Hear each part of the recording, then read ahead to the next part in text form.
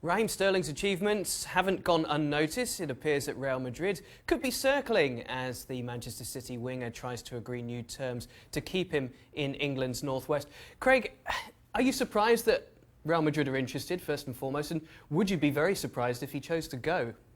Well, I wouldn't be surprised if any player was keen on going to Real Madrid. I mean, Eden Hazard touched on that over the last 48 hours in discussing his contract situation at Chelsea. So it would not surprise me that anybody wanted to go. What would surprise me if he was high up on Real Madrid's list. You know, Real Madrid are going to be looking at people like, first of all, Neymar, who it's been muted that they want, and then Mbappe. There's been talk about Eden Hazard, but he sort of fits into the, if there's a sign that we're not getting Neymar or Mbappe, we could play our cards with Eden Hazard. Then you're dropping down again to the Raheem Sterling's, as good a player as he is. I mean, I like him, don't get me wrong, but I'd have all those guys before him and probably a few other guys. So I think this is posturing for contract negotiations, which he's going to be in. I think he's in at the moment, and he certainly will be soon.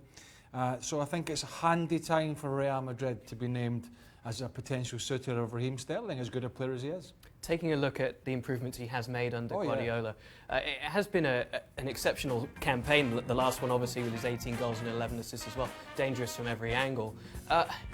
You say you like him as a player.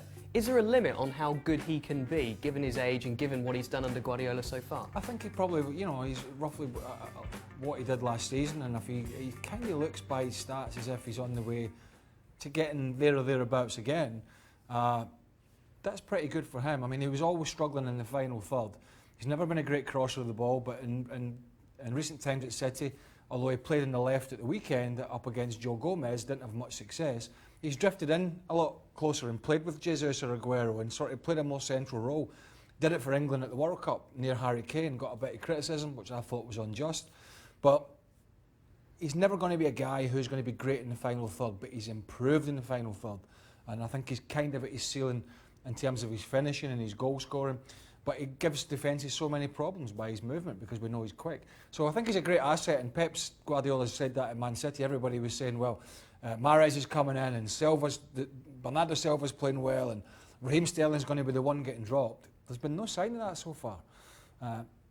So I think it would be wise to use these big clubs as a tool for his financial gains to get parity with Aguero's and others who have got new contracts. But I don't for the life of me seen him pitching up as Real Madrid's next big signing. Yep, so it would appear that Sterling is well suited to Manchester City. He's become well suited to Guardiola as well, and we expect positive news on his contract negotiations. Keep it here at ESPN FC.